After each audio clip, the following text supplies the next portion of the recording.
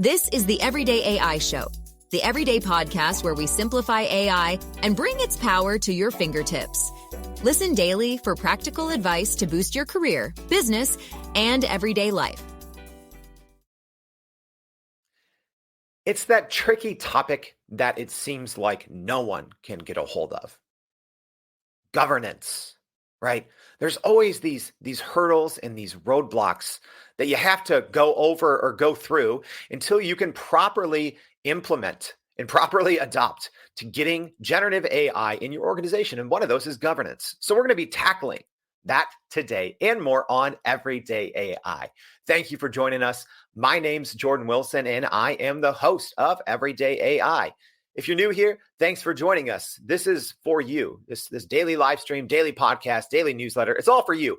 There's always so much happening in the world of generative AI, and it's hard to tackle it all alone. So that's why we are here to help you grow your company and grow your career by understanding and using generative AI. All right, so I'm super excited to talk about governance. It's something we literally cannot talk about enough. But before we do that, I'm going to go over, as we do every day, the AI news. So if you maybe are joining us live or you're listening to us on your commute to work, there's always more additional info and links in the show notes. Make sure to check those out, including to our website at youreverydayai.com, where we will be recapping these news stories as well as the show for today. All right, so let's talk about what is new in the AI world news. Well, AI news in the world, right? All right, so a Texas company is to blame for the AI robocall impersonating President Joe Biden. So Texas-based telecom company Life Corporation and its owner Walter Monk were identified as the source behind the AI-generated robocalls impersonating President Joe Biden during the New Hampshire presidential primary, according to reports. So this call was reportedly created with the voice cloning software from AI startup 11 Labs, but the company has denied responsibility. So the FCC and the New Hampshire Attorney General's office have taken action against the source of this fake robocall. So I've been talking about this literally for like 9 months, that the 2024 presidential election is going to be a lot of people's first foray into generative AI. So yeah, you're going to be seeing a lot of these probably on a daily basis starting here in a couple of weeks as primary season starts to heat up. All right, next, there is a new and updated AI model for video that was just released. So Stability AI has announced an upgrade to its image to video latent diffusion model, SVD, which promises better motion and consistency in short AI videos. So this model is available for public use now, and subscription members can also access it to use it for commercial purposes. So free for education and research, but you obviously have to have a paid account if you're using it for commercial purposes. So the new model is called SVD 1.1, and it's a fine-tuned version of SVD 1.0, and it's optimized to generate, like I said, more consistent and photorealistic AI video. So this space is crowded. I talked about that in the, bold takes for 2024, that this is going to be a space to keep an eye on. So not only do you have your Runway and your Pika, but now you have the new updated video model from Stability AI, as well as you have Google Lumiere and Meta Emu Video as well. It's going to get crowded there. And hey, there's already reports of AI video in Super Bowl ads or big game ads, right? What can you say? All right, last piece of AI news. The attorney who infamously submitted made-up information from an AI chatbot is now undergoing some disciplinary action. So the New York lawyer that is facing discipline action for using a fictitious case generated by AI in a medical malpractice lawsuit. So the lawyer admitted, when this happened a couple of months ago, admitted to using AI for research and failing to verify the results, submitting a fabricated citation in her legal brief. So the use of AI in legal profession has raised concerns about competency, complacency, and the need for transparency and verification. It's like, y'all, increase the quality of your input, and you're not going to have hallucinations like this. So yeah, this case did happen a couple of months ago, but now the new news here is that it seems like these disciplinary actions are apparently underway. All right, that was a lot in a very short amount of time. So if something there caught your ear, or we always have a lot more that's going on in the world of AI news and just kind of fresh finds from across the web and recapping our show for today. So as always, you can go to youreverydayai.com and sign up for that free daily newsletter. But now let's talk governance, right? It's something we've talked about here on the show a couple of times, but I think you can't hear it enough. So if you're someone that is in charge of implementing AI within your organization, if you're trying to think of the best ways to, govern generative AI, today's show is for you. So it's not just me. I'm very excited for our guest today. So please help me welcome to the show. There we go. All right. So we have Gabriella Kusz, Senior Fellow at AI 2030. Gabriella, thank you for joining the show. Yeah, thank you for having me. It's a pleasure to be here today. Absolutely. It's great to have you. And hey, thanks for everyone joining us live. Tara from Nashville and Woozy from Kansas City. Everyone, thank you for joining us. As always, if you have a question, make sure to get it in now, right? Don't wait. All right, but Gabriella, tell us a little bit about what you do as a Senior Fellow at AI 2030. Sure. So my background, I'm a governance subject matter expert. So in international financial sector and economic development programming around the world, 56 different countries. I built governance institutions. I helped to strengthen legal and regulatory frameworks in order to ensure that there was good ethical and standards principles. And now at AI 2030, I'm applying those same concepts to the emerging edge technology field of artificial intelligence. So working to get the word out, share perspectives through different events, programming, and activities like today's, and just really looking to help shape standard setting, discussions around legal and regulatory, and ensuring responsible innovation in the AI space. Now, I'm sure if you are actively trying to implement generative AI in your organization, you are very aware of the concept of governance and why it's needed. But Gabriella, maybe let's hit rewind and zoom out a little bit, but talk about what governance even is for those maybe who are unaware and why it's so important. Sure. So governance usually encompasses kind of two core areas. One deals with, technical standards or practices, and the other really deals with your ethical behaviors or your moral assumptions for use of a given technology or an emerging area, right? So when we talk about governance, we're talking about the rules or the framework that shapes both the design. Okay, so it goes all the way back and rewinds to some of the engineering days. So it covers some of the design. It also covers the application. Okay, so where you can use that technology. And then it also covers any outputs from that technology and their use, how they're made available to the public, or in what ways you can use those particular outputs. So it's really at each stage: design, build, and then actual use and application. Yeah, and I think it's important to talk about and investigate a little bit deeper, because I think sometimes people are under just have bad instruction, or people just think, oh, well, we can just throw a bunch of generative AI into our organization just like it's a new piece of software, but it's not really like that, because Gabriella, could you talk a little bit of kind of the dangers of AI, especially if you don't know what you're doing? Obviously we talked about the updated piece of news here with the attorney submitting kind of hallucinations to the courts, but what are some maybe dangers on, like, okay, well, here's why you actually need AI governance? Yeah. So I think there's been, a few cases that have come up so far. I believe it was a car dealership that had an AI bot that sold a car for $1, or you have, some of these things, they're funny, and then others aren't quite so funny. So more recently, you had the gentleman who thought he was speaking to a room full of his C-suite board, and in fact, it was, an AI developed board scene, and he lost $25 million. So I think, we're starting to see what some of the potential negative implications are, and correctly so. Those of us who have dealt with emerging issue areas or emerging technologies are trying to work together collaboratively to try to both create a framework and an opportunity for stepping forward in a way that positively allows companies, organizations, and individuals to know what is the healthy, constructive way to use this technology, and what is not. And I think what you'll see is a need to revamp some of the legal and regulatory framework around that in a way that's not prohibitive for technology to develop, but also for a way that we start to protect consumers and the general public. So really, when we talk about, why governance is important, it comes down to this concept of, well, it's a new space. We know that it's going to be an emerging opportunity, but with opportunities come threats, right? And so that's where we need to start to look at both, some of the security aspects, some of the ethical aspects of using somebody's image without their permission, or using images that you've shared publicly, right? Through your Facebook account, through your other social media accounts. Who owns that? How can that be used or manipulated? Should it be labeled that it has been AI generated or AI manipulated?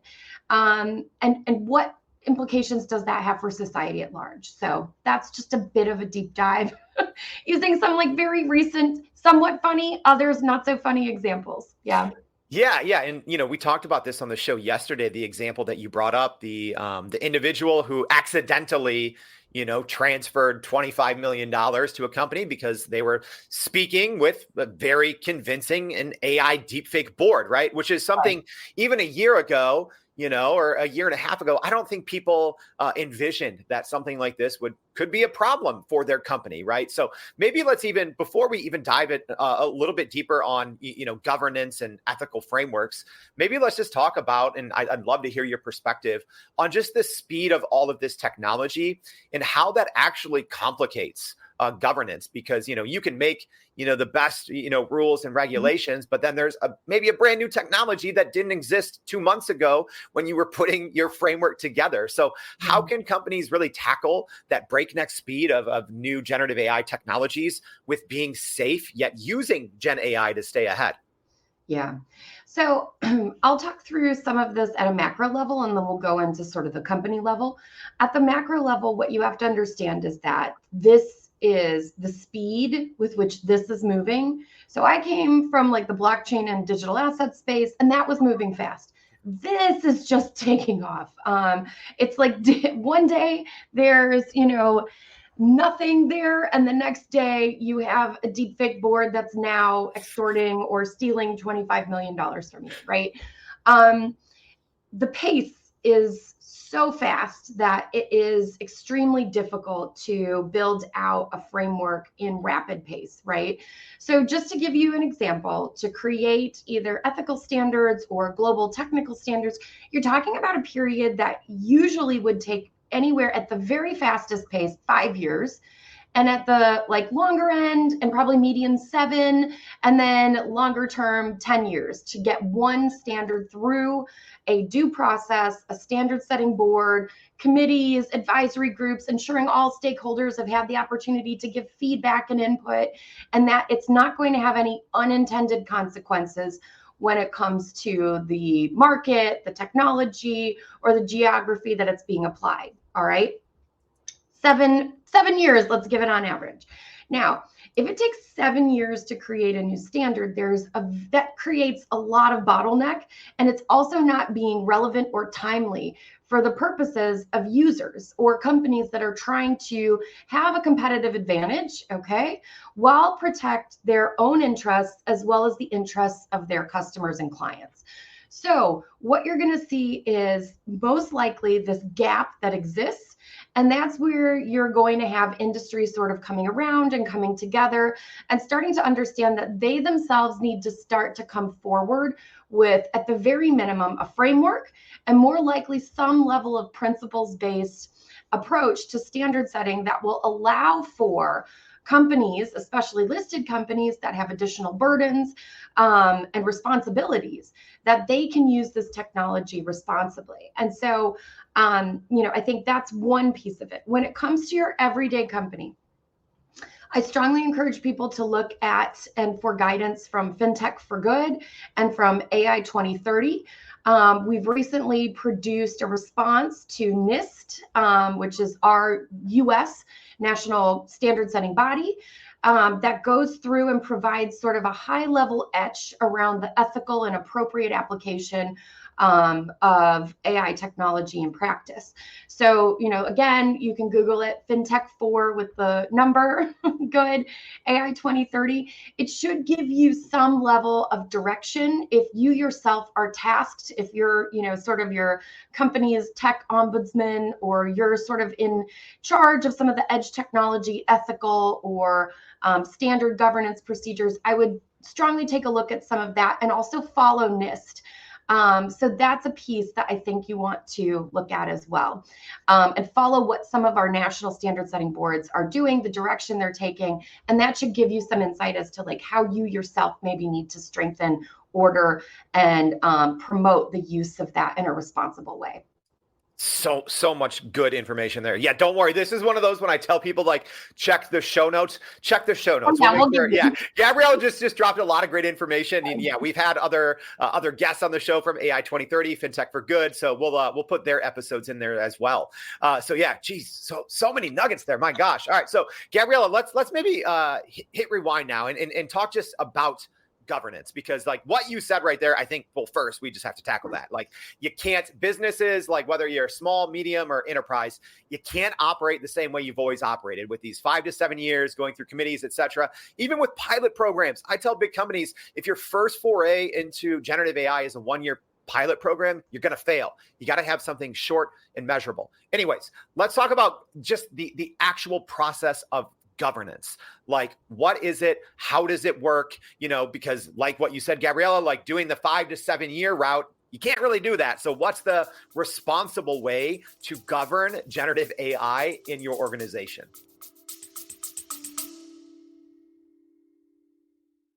Are you still running in circles trying to figure out how to actually grow your business with AI?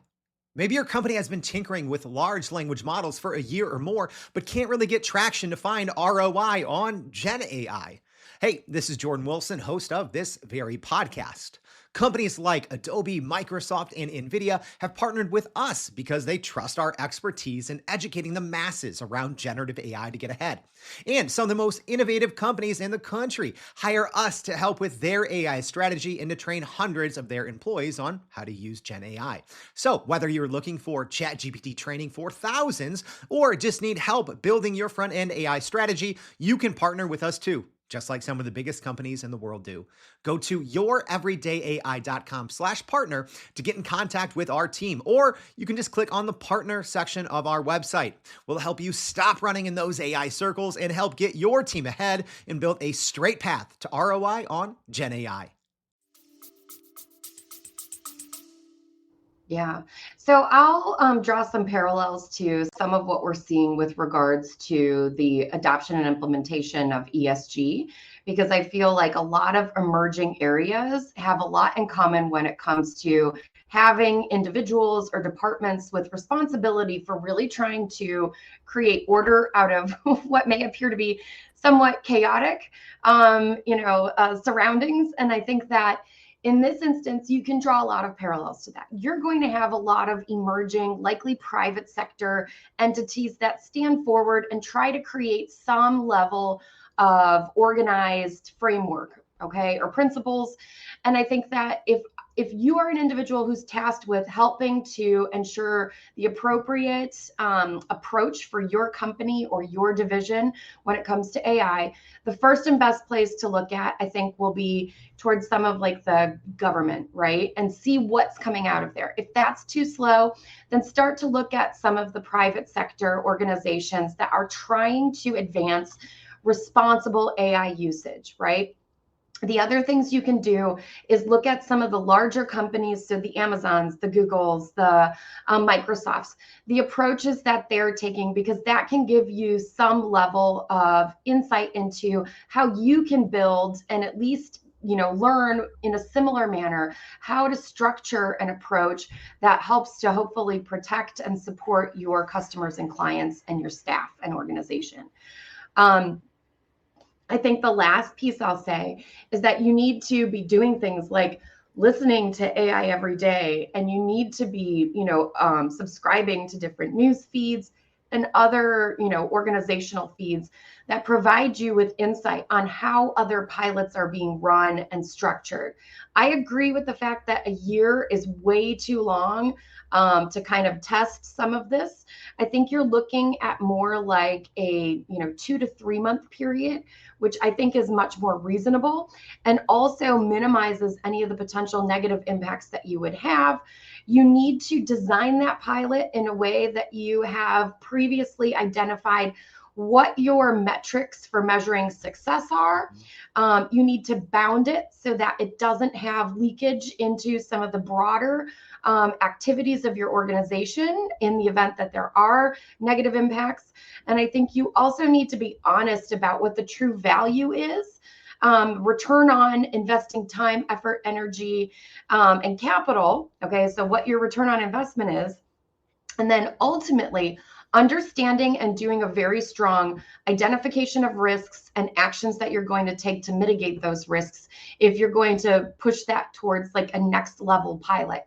And I would say, again, it's one of these things where you're not going to like do a pilot and then push go. I think you're going to do a bunch of iterative piloting until you and your organization feels comfortable with the framework and structure that you've designed that appropriately takes into consideration some of the litigation risks, some of the challenges that you're going to see around privacy and protection. So these are not going to necessarily be things that will be able to be litigated, but it's going to be in the court of public opinion whether or not the way that you've designed and sought to use AI is appropriate socially. Okay.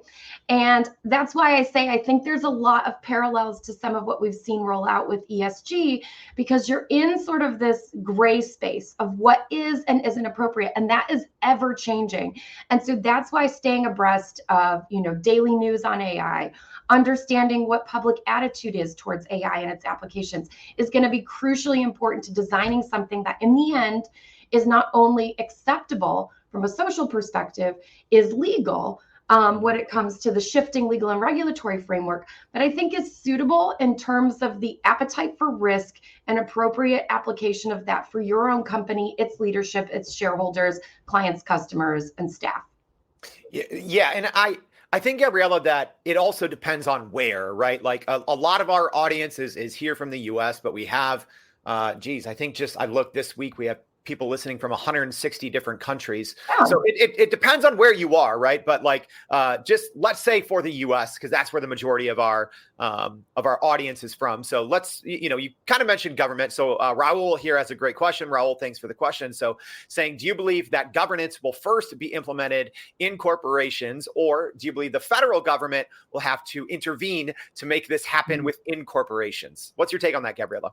Sure. So I think it depends on the country. I think if I'm looking at the US, if we're also understanding that we have a global audience, I think in the US, what you're going to see is due to some of the protracted nature of the legal and regulatory system here in the US, the very first steps are going to be corporations that will work to minimize any potential negative impacts to their own bottom line and to their staff and to their products. So it's going to be somewhat self-interested, but the first steps are going to be, risk identification and mitigation in order to ensure that things like the $25 million loss doesn't happen again, right? So that's going to be the first wave of governance that most individuals who are tasked with some role in creating a governance framework for AI are going to be told, this can't happen to us. Make sure you find a way so that this doesn't happen. Yeah. Then I think what you're going to see is an ongoing, which you've already started to see, right? With the utilization of the robocalls for the Biden campaign, for example. Now you're going to have some of the societal pressure, which will, I think, again, before laws are created, okay, there's always some level of industry self-regulation. And whether it's effective or not, that's for the audience to judge. But before there's usually some sort of formal law, the ways that formal laws typically get made is through almost piloting in real life in many cases from industry. And so industry will give input and feedback into that process before a law is, undertaken, usually in the US. Overseas, you may have, especially depending on the type of government, if it is more centralized, if it is more a command and control, then you will likely see laws being moved very fast to ensure that some of the top-down powers that be are protected, that those risks are identified and mitigated so as to ensure no undue or inadvertent unseating of power or disruption to the order. But I think when it comes to like more free societies, free markets, you're going to see it happen first in some of the corporations. Yeah. Oh yeah. I couldn't agree more. Yeah. Normally I don't interject, but I'll say at least here in the US, because I think people don't have a good picture of this. I don't think there's going to be any meaningful legislation around AI anytime soon, at least here in the US when we're talking about legislation. Will there be executive orders? Yes. Will there be legislation? Probably not. People don't even realize that there hasn't even been meaningful legislation passed around social media, right? We're still debating the merits of Section 230, which is from 1996. So yeah, I don't think, kind of what Gabriella said, it might be best to tackle this one from the corporate side. I love this question here from Tara. So asking, what are the best practices for change management involved in introducing new governance? Yeah, I think people just kind of skip over the fact that those two are very interconnected. Gabriella, what's your thoughts on, introducing kind of AI governance, but then also still prioritizing proper change management? Sure. So I think in that sense, when you're looking at, I would say that there's almost like two different levels. One is like, again, I do like a macro, and then I do sort of an organizational micro view. At a macro level, I think we're talking about advancing some of the need for standards and for practices. It's not just with AI, it's with a lot of things, for that to be more timely and relevant and to be reviewed and amended more rapidly for obsolescence and applicability. Okay, so that's kind of one piece of that. When you talk about, internally, I always go through a process whereby you're looking at a multi-stakeholder group. So it is going to be some sort of unit internally that helps to provide input and feedback into the individual or the department that's tasked with creating that governance structure. So ensuring that you have somebody from marketing, someone from product, somebody from finance who's part of the conversation around what governance should look like for this space. Because you then have individuals from different departments, those people become a natural delivery channel down into their units and departments. And they've also felt bought into the process. They understand why it's important and applicable to their business function. And so one of the most important things for change management involved in new governance is inclusion. So that's why I think it's really important to make sure that you have that multidisciplinary, multi-departmental team that talks through what this is as a technology, why we're moving forward with governance, and explains, what some of the tangible next steps for people who are head of finance need to be. Maybe it's that, when we have important board calls that we also have to, do a text just to double check and make sure that, or another mode of communication that's off of that particular Zoom meet, so that we now are able to double check some of this. We look through some of the risks, both as like the individual who's tasked with the governance setup, but then also ask for feedback from some of those department heads where they see, now that they have been introduced to this technology, now that we've started to see what some of the risks are, what do they see as some of the weaknesses or areas or threats that we need to look at? I think in addition to that, doing some sort of like a basic tutorial that both, educates at the departmental head around AI so that they feel comfortable and confident with using that technology, but also in taking a role in not necessarily calling out, but in shepherding their staff in using that technology and saying, these are the things that we're generally seeing are appropriate ways for applying this. Here's where, from like an IT or our CISO, talked about, these are the ways that we're not going to use this technology. I just want to make very clear, the bounds of how and in what ways we can leverage this so that we are not inadvertently exposing ourselves to unnecessary risk, but at the same time that we're remaining competitively advantageous with regards to early adoption and application of what we know to be a very powerful and useful technology. So I think inclusion is part of this. Education is another part, which I just mentioned. And then I think lastly, because this is an emerging space, it's ongoing education. So that little task force that you'll develop that's multidisciplinary, multi-departmental, it is not going to be like a one and done. Like, glad we had this talk, guys. Let's never waste people's time again. It's kind of like a, hey, once a month, I'm the head of IT, or I'm the person who's been tasked with governance. My job is to listen to, learn from, again, with emerging technologies, YouTube videos, podcasts like this one. And then, to be responsible for really kind of giving people, do like a, brown bag lunch session once a month so that people don't feel like it's like they're being forced to do more work. I mean, I always pay people off in cupcakes and cookies. So, that's kind of an easy one. And then just say, this is what we're seeing on the horizon. These are the key trends. I want to make sure that people are aware of what these things are, and just keep people up to speed on some of this. Encourage, especially younger people in your staff who you're prepping for succession planning and future leadership, that they're aware of this, that they're keeping pace with it, and that you also have somebody else who's kind of out there watching, especially as it relates to their particular vertical. Yeah, something you said in there, Gabriella, that I love, just the risk mitigation. And it seems like sometimes it's people are so risk adverse with generative AI, which makes sense, but then it just leads to inaction, right? And then it leads to, losing ground on your competitors. So yeah, you have to balance risk mitigation with proper implementation, I think is huge. Great question here from Monica. Thanks for this one, Monica. So asking, what are some of the mistakes that maybe you've seen that we can learn from, Gabriella? Yeah. Well, again, we'll do some of those that are publicly available and have been used for consumption, just to, be sensitive to some of the firms that have, forayed into this space and have had some kind of negative experiences so far. But I think one thing is sort of like a blind idealism towards what this can and should do. I think just like when the internet was first coming forward, there's going to be a lot of ways that this can be applied, right? So it always has to be like a cost benefit of like whether it actually makes sense for your department, for a particular product, for a particular customer segment, right? So I think that one of the things is just like, yay, we have a new technology. It solves everything. Now I expect you to get your work done in 10 minutes instead of 10 hours, right? So I think, some of those pieces are going to be important. So blind adherence to or excitement around a technology and its application. Mistake number one.